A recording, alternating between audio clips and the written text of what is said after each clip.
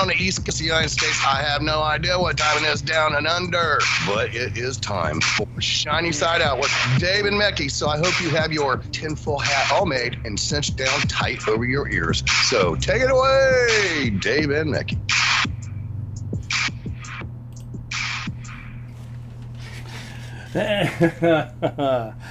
Love technology, don't you? Oh, I really do. I was going to say hello firstly to everyone in the chat room, and thanks, Mitchell. It came good, so there you go. Mackie, on the other hand, is suffering from a technology issue at the moment. He's trying to make himself available so I can pull him in, but we'll see how that progresses as the show goes on. And what I was just doing then was puking. That's putting a voice on for radio. I'm going to start by reading our intro, and because we stream to Rumble now, hurrah, we're not going to get cancelled by reading our intro. Hi, I'm Dave, and Mecky would be there, and this is Shiny Side Out, broadcasting, and right about that point, as 4 seconds in, is when we got our show deleted. Broadcasting from Australia for Revolution Radio on revolution.radio. That's the website name. That is home. It is the home of fresh ideas and conversations. You can find those in the chat room where I am right now. And I'm going to say hello to Ruthless Flippy Booger. That's what I think it is. And Gear Jammer. I know Mitchell Bupp is in there. Harmony 369, there's a whole bunch of people, and Lavender streams as well. I can see all these conversations flying by me, and look, you can be one of those conversations. You can talk to us while we're on air, which is the magic of modern radio. Right at the point where you thought, maybe the radio is gone, just like mainstream media. Yeah, you think that's what's going to happen. Anyway, this is just a question to the chat room. Let's hope the audio is okay. That's what I'm hoping, because I'm not seeing much audio going in the live stream for some reason. So let me have a look at that while I'm going along and doing my things. Let me have audio, system sound. Yeah, that would be that. Maybe. No, I want that. And the default microphone should not be the default microphone. It should be that. And I hit OK. Oh, and guess what? I think... No, I don't know what's wrong. It's really bizarre. Let me know in the chat room anyway if you can hear me. That'd be great. Let me just check my audio settings in Skype, because that's how we connect. Yep, the microphone is correct and the headset's correct, so... Thank you. Gear Jammer has a beer and says cheers, and 5 by 5. I don't even know what that means.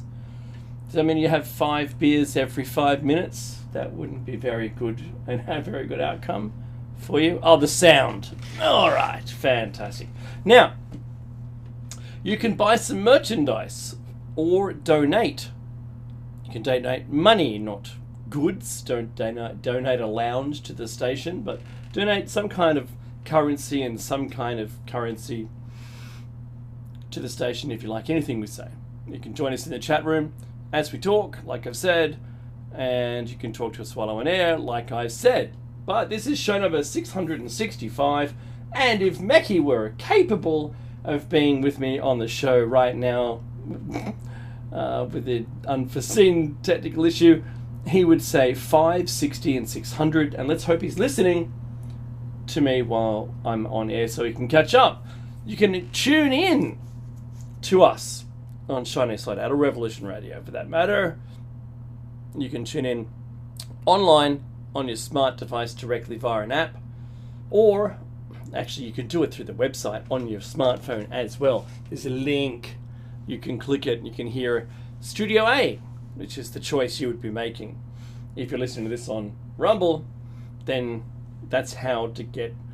oh, I've got an up. I have to update my default slide. It's still got freedomslips.com on it. Like some of the bumpers that I hear Nighthawk say. Anyway, I think we should use some of the audio that Nighthawk has to have him through an AI say revolution.radio. There's something for our admin team to go and do. They can do that. Was that Cool Whip or Cool Whip? So, what you can listen at home on a Grace Tabletop Digital Radio, and really do suggest that you make contact with the Grace Tabletop Digital Radio Company and say, you know what, these fellas, these guys on this show have spoken about you for 10 years. We've got probably 13, this is the 13th year, but we didn't start talking about Grace Tabletop Digital Radios for a long time. That was probably 2 years, I think, in, or something like that, but at least a decade we've been talking about them. And I did email them one time and said, look, you know, we do mention you every single week, just, you know, and they ghosted me, just like everybody else. They ghost me too. Oh, I'm lucky my kids even talk to me. Let's just be honest. I got a happy family, but boy, I just get ghosted by everybody. Now, and part of me, I can't hit the mute button quick enough. I cough first, and then I realize that I shouldn't be pushing the mute button after I've finished coughing.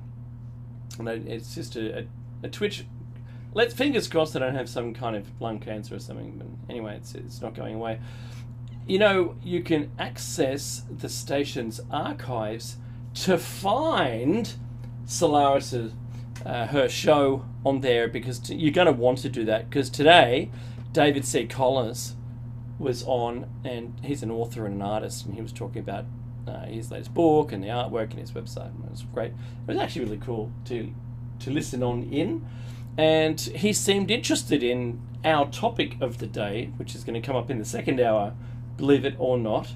And it is, our second hour is, oh, come on, you can change slides. Maybe you can't. Maybe it's not happy. I don't know anymore. Anyway, the slide should say Human Medical Experiments Part 4. There it is. It looked like it was stuck. I don't know why. Damn you. Damn you, technology. Wave your arm, hunter boy. Anyway, so I'm broadcasting out of Darkinjung country. That's where I'm broadcasting from. And if Meki were here, it would be Daruk country, I hope, and I expect. Anywho, where will I start? Oh, okay, firstly, I would like to talk about the recent bill that went through that bans 15 and younger, let's say children, if you will, because 16, I don't know, that 16 and older, you can't legally do anything when you're 16. You're not an 18-year-old, which is that's our legalized drinking age and voting age and you name it. But you can start working when you're 16, so yeah, who knows? Oh, they've got money, but they won't have social media at 15 and under. Now, I'd said this a lot during the bill and when it was being presented to the lower house and the upper house, and it finally passed. But the bill, the way that the social media company is being asked to prove that you are of age is what I question, because of the significance of how you prove yourself then old enough to be legal in using their platforms. So let's just pretend for a minute that it was Facebook, but kids don't like Facebook at all. Oh, that's for the old people. Yeah, one day you'll be old and you'll want to use it too, so shush. Not everything's Snapchat or Instagram or whatever they use these days. I don't really care. But the argument is that social media platforms have kids on it who do not behave themselves in their misbehavior, treat other kids of the same age or younger, who knows, or anybody who knows, so repulsively that it's caused a mental health issue in our country. And if we're the first to recognize it, then well done us if we're going to do something about it. I'm not saying I like the bill, and I can't say that I don't like it, but there are parts of it that I don't like that have implications upon everybody in our country. And this has been bandied around now, and people aren't really getting to the nuts and bolts of it like I have, and I'm waiting for everyone to catch up. I'm looking at you, PBD, right? Because I saw them talking about it today. What I'm saying is what is inherently the responsibility, how this is going to be enforced. The responsibility of the social media platform to ensure that the people using it are of the correct age. So only those people in Australia will be issued a government ID once they turn 16. I know that you can determine the age of someone by what they type, how they speak, the people that they speak with. There's the whole range of profiling or sociologically profiling someone. You can look at the way that they speak, the context. You can look at the phrasing, the words they use. Now, anyone could pretend to do it. Sure, that's not a problem. There's a few things they already know. Oh, what your IP address is. They know the machine name. Even if you swap IDs on the same machine, they know that there you go. It's the same machine from the same IP address, blah, blah, blah, blah, blah. Same mobile phone, right? It doesn't really matter. That doesn't help. My children needed to be able to access a game that they wanted to play a long time ago. And without those controls in place, they were able to access the game that they wanted to play. Now, the gaming platform didn't care at all. I made myself a family group in which I put them as responsible enough to play the game. I made sure that they weren't logging in on their own and free for all, but I did that. The policing of their access was through a game platform administration group that I created a family. I placed those, the parents as parents and children as children, and I then it was up to me whether I gave them access or not. Now that's the way it really should be. However, children are smart. I was smart. When the first Apple IIe came out, it was in 1982, and the 2E Plus, I think that came out, well, it was maybe late 1982. I had already written a password capturing program that hid the characters on screen and captured the passwords of all the people using it and passing it through to the password verification. So the last person to log in, which would have been me under an account I made on their own computer. This wasn't in my computer, my neighbour's one. Now, they logged in and did that, and I wrote a program that then, it looked like they'd typed the wrong password in, but then it re-prompted them. What I'd done was capture the password and log out. So then it was now ready for them to type in their password, and they thought they'd mistyped it. Oh boy. Now I did that then. And how old was I? 15? I think I was 15 when they came out. Anyway, what was funny about that is how I see the kids today. they're doing whatever they want. It's kind of a little bit of the Wild West. Not the Wild West that we had back in the 90s on the internet, but the Wild West that is, well, no one's really going to see it. Who cares? You know, I'm sure kids would create an account for themselves and to be able to access something. If there was a restriction of their birth date, they would just change their birth date. That's what they would do. So what Australia has done, knowing what children will get up to, they'll do something wrong. They're not just little angels doing the right thing all the time. When you turn your back, the group of them collectively is the IQ of the group is the minimum IQ of the person in the group divided then by the amount of people in the group. And that's the group's IQ. That's how I do my math on who's going to do what. But if you've got a really strong IQ group of kids, they're all reasonably smart, then you can start to trust them a little higher, and until they've earned their trust, right?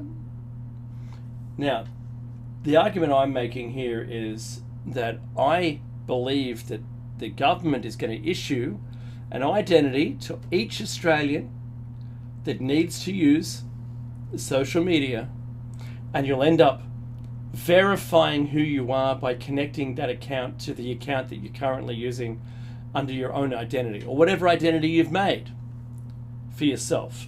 I know people that don't use their real name because they don't want people to find them. They don't want their exes to find them or track them. And I know people that have created a false account so then they can see what their ex is doing. That's awful. They're not copying someone else's account. They've just brand new made an account that doesn't exist with an email address that doesn't never existed before. And I think that, to me, look, you're going to get up to whatever you want to get up to. It's nothing to do with me. I don't want to know about it. Don't tell me anything you do. I'm sure at some point your conscience is going to kick in and you might stop doing what you're doing. Maybe you'll have second thoughts. Maybe one day you'll just go, you know what, I'm just going to delete it. What do I? Or maybe you learnt enough to realize that you really shouldn't be doing it. I don't know. Whatever the thing is, stop it. Now, people that just don't want to be seen by others, they don't want to be, because I know law enforcement, for instance, can check on anybody. Anybody. And then within the country that you're in, law enforcement, or let's call it the lettered agencies, have access to your data, and they can comb through it. There's no great surprise. The media makes it, we know that, hang on, here. So you look at the shooter who did an attempt on Trump at that rally. They go, he has no media presence. Oh, really? No multimedia presence. Right, okay. He was in a BlackRock commercial. Yeah. That's one thing, maybe. But he chatted a lot in maybe Discord or another chat group. Who knows? I mean, the internet's pretty deep, so it could be, people aren't going to start looking for Reddit accounts and people's posts, but, I'm sure the agencies have access to whatever you're doing. Just think that's a given. And it doesn't matter what name you've made at all, how you present yourself, the age you're pretending to be, whatever you're doing is probably wrong. Yeah? And someone will know about it. And that's just the way it is. So, the digital ID. Hey, there's someone I know. There he is. But he's muted and he's got his camera on. There we go. I was like, can you hear me now? Yes, I can. So my point is that the restrictions to ban underage children from social media will require every adult to get an ID given to them by the government. They'll have to link it on their social media platform in order for the government to know and allow you to use it. Because if the social media companies are going to be fined extraordinary amounts of money, if they can prove that you're underage, then they're going to do everything to stop those fines from occurring. Oh, yeah. And every single account you have will have to be linked to a government-issued account, an ID. Now, I just today, Meki, I sent you a screenshot of it. I received an email from the Australian government that says, "Welcome to my ID." Yeah, I got that. Yeah. So that's what it says. Welcome to my ID. And it's like, really? Is that what we're doing? And of course it is. That is exactly what they're doing. They've changed what was called MyGov ID. They've changed that now into My ID to make it sound more friendly. It's no longer government, Meki. It's just my ID. That's okay. That's what it is. I feel happier now. Yeah. Now, Woo. it says you don't even have to do anything. Your same details. Continued use. It's fine. You can now manually update it in the App Store or Google Play. This is the My ID app that you have to use now. And it is... you can still use the app to securely access a range of government online services. Now, that's all I wanted to point out. That I think I've called it. Everyone above 15, everyone 16 and older who has social media will be required to link that account on a social media platform to prove who you are. Not, this is what my point is, it isn't only for the people who turn 16. Now, how does everyone feel about that? Look, that's the thing, right? I mean, when this first came out, this whole idea of we need some kind of protection for the kids. Again, this is how it works, everybody. It's a good idea. It's an excellent. We should protect our children, absolutely, right? Nobody would say that's a bad idea. However, once you start unpacking it, as Dave has done so eloquently just now, you realize, oh, this isn't just protecting the children, is it? No, not just. Not even. This is now. See, in Australia, okay. I need to unpack it for our listeners because there are different rules everywhere in the world. When I came to Australia, I had no photo ID. Wasn't required. Driver's license was, in fact, just a piece of paper. It was called a blacks back then. Anyway, but the point is, there's no paper. Yeah, there's that's no right. photograph. That was the license type. Yeah, that's right. There was not even an address requirement on it, so you didn't have to give. In fact, in order to obtain unemployment benefits, you didn't have to have an address. You could give a PO box, and one clever man back in the 90s, late 80s, he decided, well, that's great. I'll have 30 PO boxes, and his job was just driving from PO box to PO box and collecting the money. No, really, that happened. Right? That happened. Not just once, but many times. So that in Australia there was no. I mean, passport, sure, but not everybody traveled, right? Driver's license didn't have a photo. There was no national identity card. So you could be completely disappearing from the face of the earth. And when I came to Australia, and I need to explain this, that was like, what? Because in Germany, if you move from one council area to another, you have to tell the police. See your papers. Yeah, you have to go into the police and say, I've moved into this council area, I'm not living here. This is what it is. And then you go, what, Mickey? That's not so. No, that's how it is. I can't say if it's still this way. It was like this when I was a child in Germany. But for the rest of Europe, it's similar. You've got identity cards, you've got passports, you've got driver's licenses, even certain certainly gun club needs photo ID, etc. So there's a whole bunch of things that require you to have a photo ID. In America, it's not like that either. You don't really need a photo ID for anything. So you can disappear very simply as well.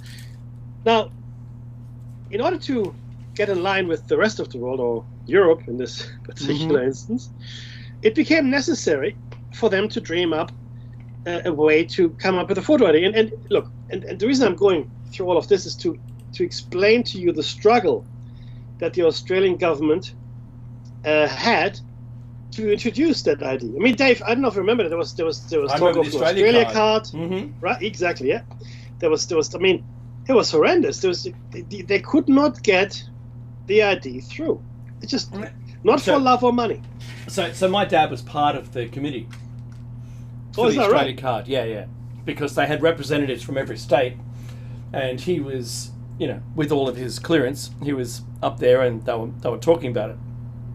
And he said, at the time, we didn't have a photographic ID at all.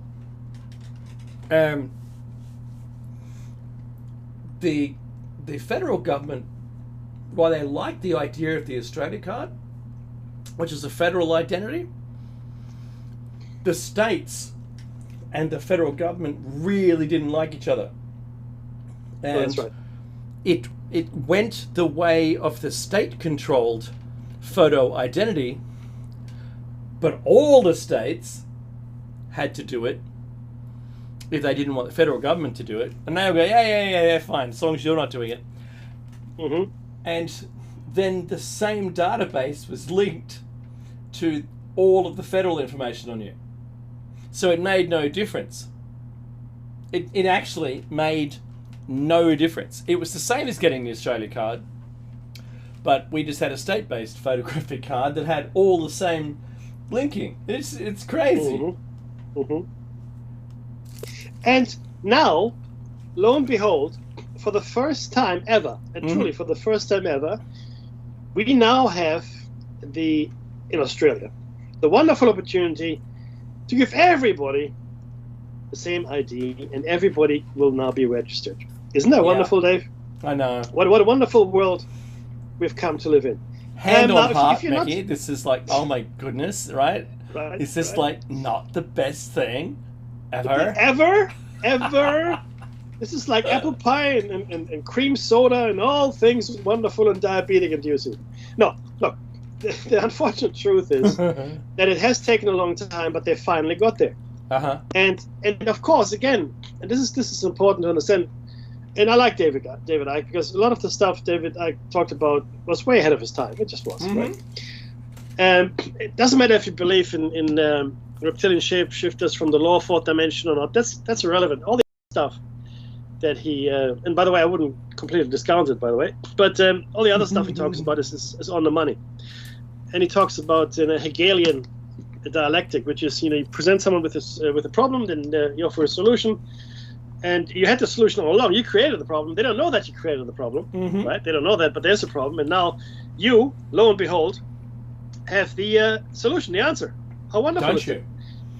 It's marvelous. Yeah, that's right. I know. It's marvelous. and that's really, that's very much where we are. And nobody would say that it's a bad idea to protect your children. It's a great idea. It really is. But the whole pitch is perfect. Oh yeah. Oh, I mean, it's a great thing to solve, and historically, that's all we were doing. We were just solving a problem. Solving a problem, but the problem, of course, is what it entails as well. Now, this is interesting because whenever it comes to surveillance technology, right? People say, "Oh well, if you got nothing to hide, then you got nothing to worry about." Sure. Right? Now, on the face of it, that makes perfect sense. However, are we all really so picture perfect that we'd be happy to, show our browser histories, our secret proclivities, our darkest desires that we might somehow, that might have manifested in the internet somewhere, or whatever? Are we willing to bare ourselves to the world? I'm going to swallow my feelings, Mickey. So look, see, that's how that. I didn't say many words, and that was funny. So you're absolutely right. the bracelets that say please delete my browser history. I love those. It's like, right. You know, do not resuscitate, or here's my medications list. Yeah. I really think there's, I mean, like, I already mentioned that the government knows everything about you, and there's nothing that you can hide. You can't. They know everything. But just to start with that assumption and then work backwards from there, and then make your determination about whether you think you like the surveillance, the amount of surveillance that this is going to now mean. Because that same government ID, at the same time as that, if you say I made a website, let's just pretend, Becky, I haven't done it, but I know that you can do it. This is the thought experiment, right? I made a website, and you open up the website. I know immediately your Windows operating system. I know your CPU ID. I can call for that. I can call for your IP address. I know where that is. I know your ISPs, like your provider. I can work the region out that you're in. Now because I can tell the device type. I know whether it's a PC or it's a phone or it's a tablet or whatever. Or it's you're looking at something through a television. I know all of these things just by you clicking onto my website. Now think about that the government also knows all that information. They're going to know who it was now. They're going to know who it was.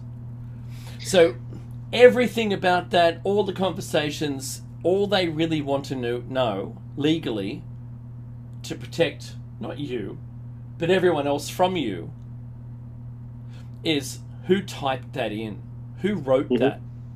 Who wrote that thing, and then if someone argues, oh, that's defamatory, then they can sue you. That's number one. Do you know how Facebook, they decided that because we read, not Facebook, YouTube, we read out the story of January 6th.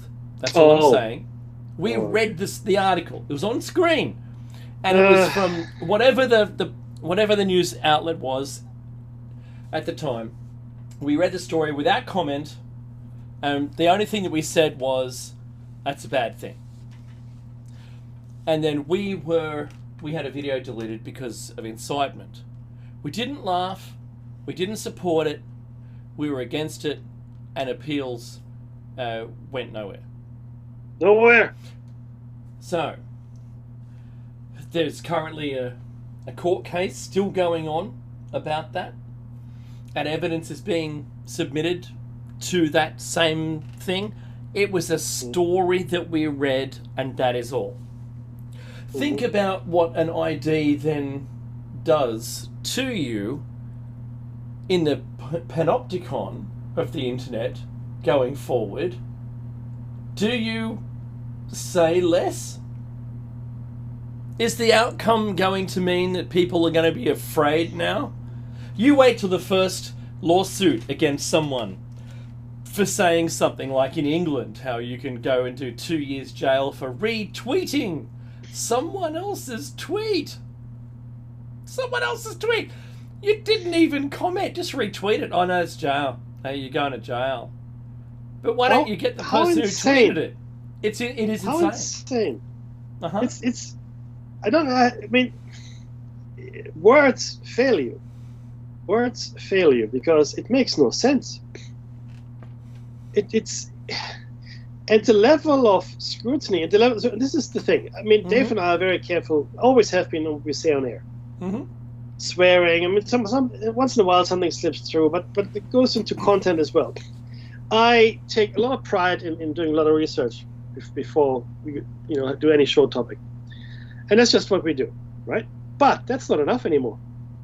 No. Not enough. Not enough. Why? Because we're now living in a state, in a fascist state, it seems, where we are dealing with the thought police and pre-crime. Yeah. And these are no longer things that are just crazy notions. Yeah, these are not crazy notions. this is now a thing that is pretty real. Yeah. And yes, I mean, what's my recourse? And as Dave has pointed out earlier, well, there is no recourse. Because when we put something out there, YouTube, deletes it or whatever they do with it, right? And then we lodge our complaint or whatever it might be, and say, hey, this is not right. We didn't say this and we didn't do that.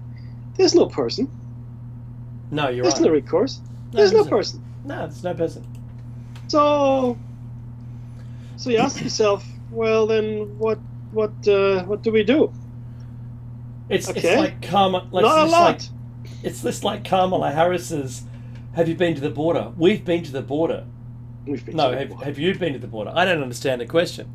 I haven't been to Europe, right? Were you? So when I've hit appeal and the response from the appeal has been, we've reviewed your appeal and it's denied. It's the same, Mekki. Like, we've been to the border. No one went to the border. You didn't review anything. Because if you did, you would have seen that we didn't say anything. Now, has AI picked up something incorrectly? Because apparently it has. Oh, look. Or is it someone that's just getting the shows taken down of ours by saying, because you can report anything you like on the internet now, right? You can report it. It's even built into YouTube. You can go, I don't like this video. I'm going to report it for medical misinformation. And then, sure. When did it happen? What? And I'm not sure which of those two things are a combination of both. I don't know. But it doesn't make a lick of sense. And one of those was in our fiat currency and fractional reserve lending, where apparently we provided medical misinformation. Yeah, I still struggle to understand. But anyway, okay, fine. I listened to it. I didn't hear anything. See, that's yeah. So in the future, once you have your digital account registered with the social media because it's supplied by your government, imagine if you had to put your social security number in if you live in America to ID you. Right? Does it make sense? Mm-hmm. So someone doesn't like you and they report you, but you didn't do anything wrong, and there's no right to appeal. There's no that you don't see another human, and suddenly you've now got no social credit. Your accounts are all offline, and because you've now hit some kind of threshold, because weekly they just keep gnawing at you, these people that hate on you, right? And deleting things, right? Or requesting that you've done something wrong. Now you don't have access to your funds. You'll lose your residence wherever you are. You won't be able to make payments to those things anymore. Maybe that's cost you your job because you now don't have enough credit to drive a motor vehicle, or you've run out of fuel, you can't get to work. And it can destroy someone pretty quickly, not having access to money. Absolutely. Because we live in the money game, right? So I can see, while that sounds like a cascade of problems that led to, well, now you're pushing a trolley around full of your own possessions, and honk if I'm Jesus, right? A-frame. I like that joke. Mekki's heard it too many times.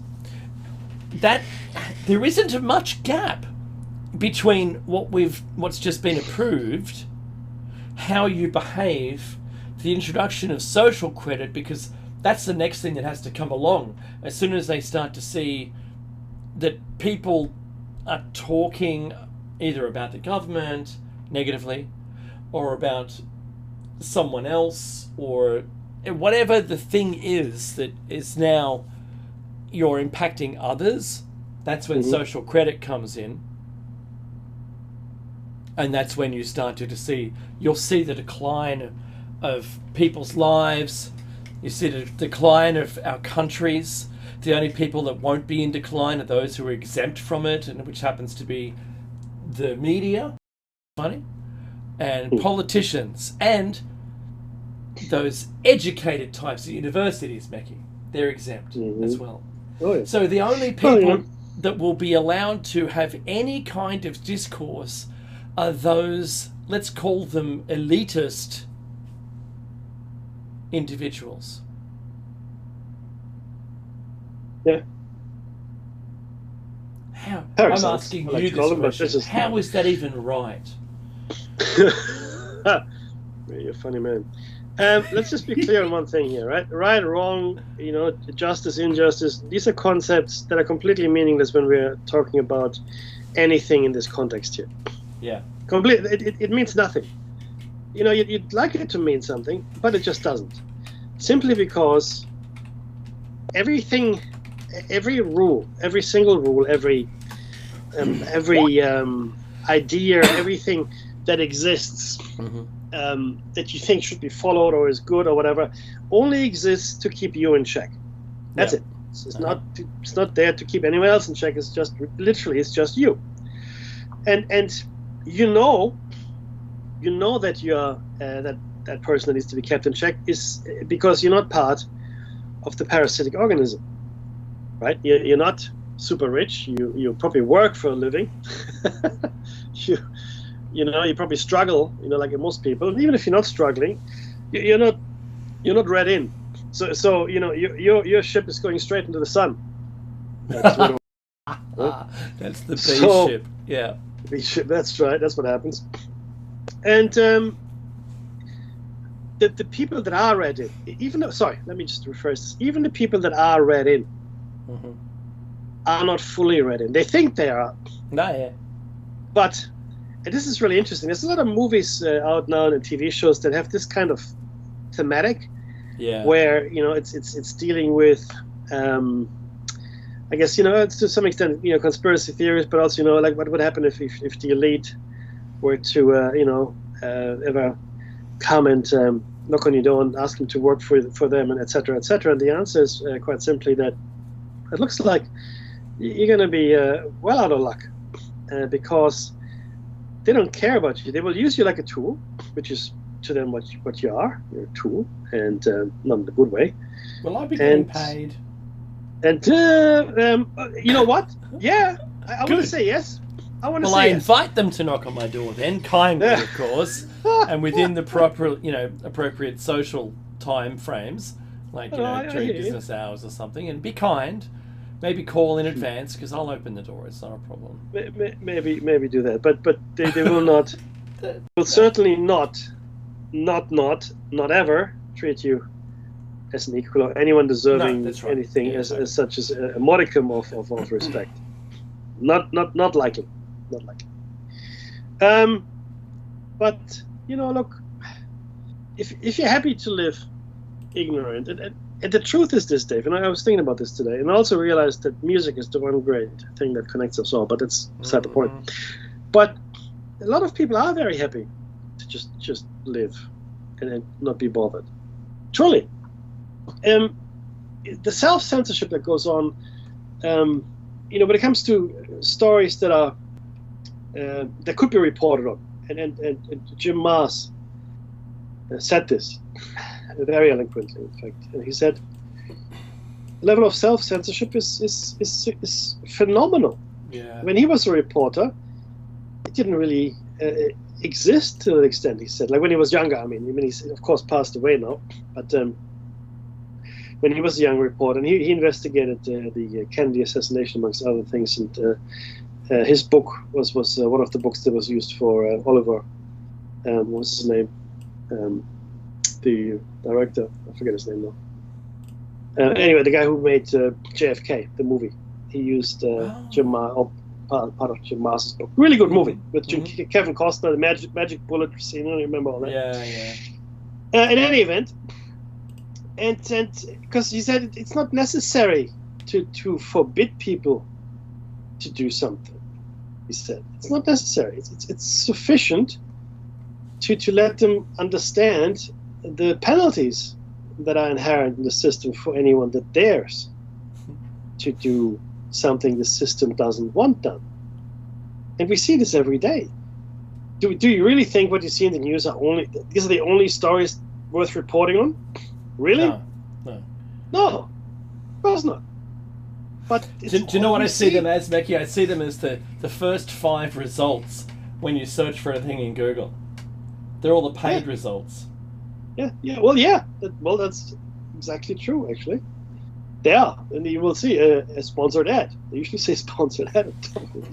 But that's where we are. It's an unfortunate situation, but it's something that I guess we'll have to deal with at some point. Maybe not. Maybe we don't have to deal with it, Dave. Maybe we're happy the way we are. I don't know. I mean, maybe we are wrong in forcing people to listen to us, and we're not forcing them, I guess, in presenting alternative opinions and creating cognitive dissonance, because that's uncomfortable. If Dave and I say something that you don't like, right, then chances are that you feel uncomfortable and you probably want to go away and do something else, and that's perfectly normal. You're not wrong. There's nothing wrong with you. That's actually a completely normal human trait, right? But ask yourself, though. I mean, your children as well. Do you really want to be the, I don't know, I guess the serving class of the new feudal overlords? And in some ways they're new. They're not really new, but in some ways they're new, right? Do you want to be that? Do you want your children to be that? Is that something to aspire to? Personally, I don't think so. But again, that's just me, right? But that's where we're going, real fast. And I mean, but we got to protect our children. Yeah, we do. I'm not saying we don't. Of course we do. I got children. Of course we're going to protect them. Absolutely, 100%. But what is it that we actually need to do in order to achieve that? Yeah, not a knee-jerk reaction where we are all of a sudden banning, all social media for a certain age group or whatever it might be. I'm not against it, right? But you have to ask yourself, how will you enforce it? And I knew that from the start. How? I mean, the friends of my kids and other kids as well, I know they're on it, and they already, there was talk about they're just going to use their parents' IDs or whatever. Mm-hmm. Well, who's going to stop them? Well, no one really. And even if you come up with an ID, you have to make sure that nobody has access to your ID. Yeah. And then who is the onus on there? Is it you, or is it the media companies? Who is now responsible to keep the IDs safe? Because the media companies, because I mean, okay, if they get hacked, fair enough. But if your kid uses your ID, that's on you, isn't it? How could the media companies be held responsible for that? Yeah, it doesn't make any sense. So the whole thing is not well thought out, and that's why a lot of people have some issues with it. Okay, and that's why there's this debate. Should we do it? Should we not do it? Is it feasible? Is it not feasible? Blah blah blah. All these things, and I don't know. At this point, I don't see a working solution. But, well, I'm sure smarter people will come along. Well, this time in December next year, we'll see, because that's the deadline that the social media companies have, and the government has already got the ID device, which is some APIs, and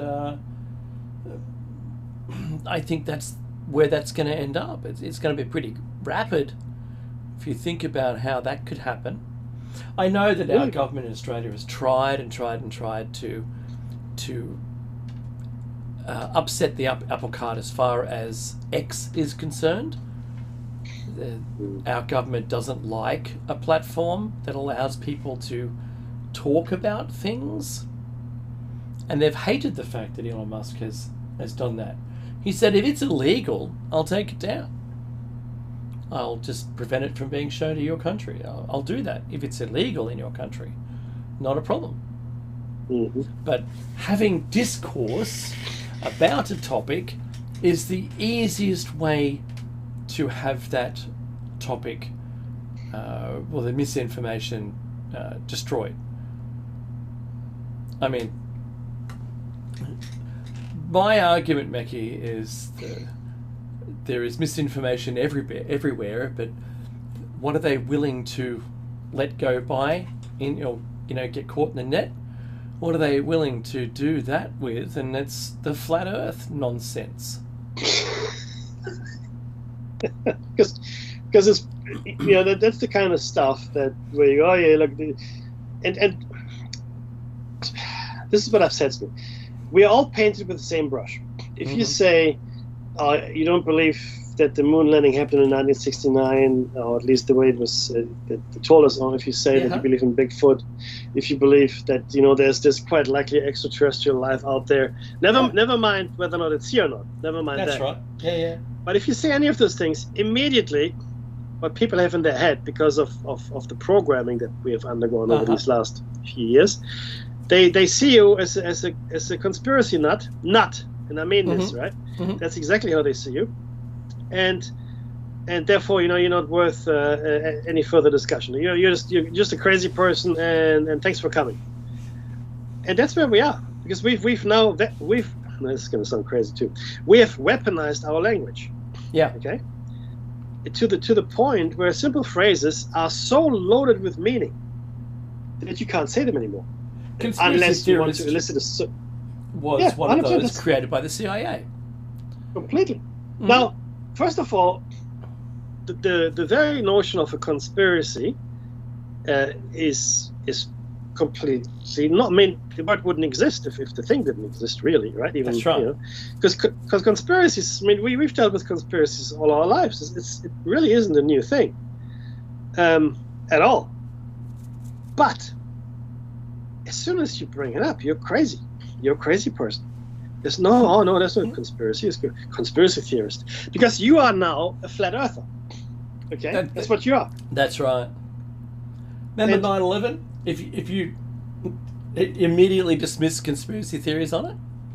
Yeah, I mean that's one of the first things President Bush Jr. said. That's right. We shall never tolerate any conspiracy theories. I mean, where did it even come from? I was going, what?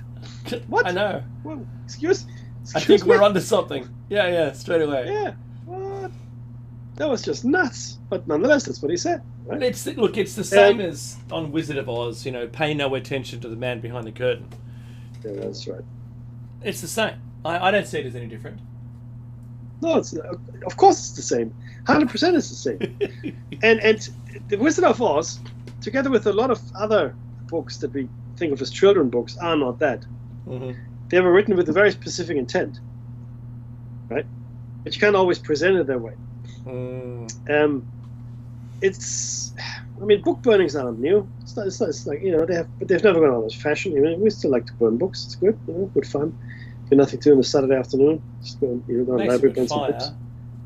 Yeah, it's good. Got to get going though, because books are really hard to burn, to be honest. Actually, yeah, books. Yeah, they don't burn that easily. But we'll get there. We'll get there. Just try harder. But that's nonetheless where we are. We are now in a. We're not even at a crossroads anymore. I was going to say we're at a crossroads. That's not true. That's not true at all. We've marched down a certain direction now for a while, and there's very little, in my opinion, we can do to stop our continuing march into oblivion. Our own oblivion. That's right. It's funny. One of the movies I really enjoy is Independence Day, the first one. And where the president says, "We shall not walk into the night. We shall not go down without a fight," etc., etc. Wonderful notions, all But I don't think we have it in ourselves anymore. I really don't. I don't get that fighting spirit is still with us at all.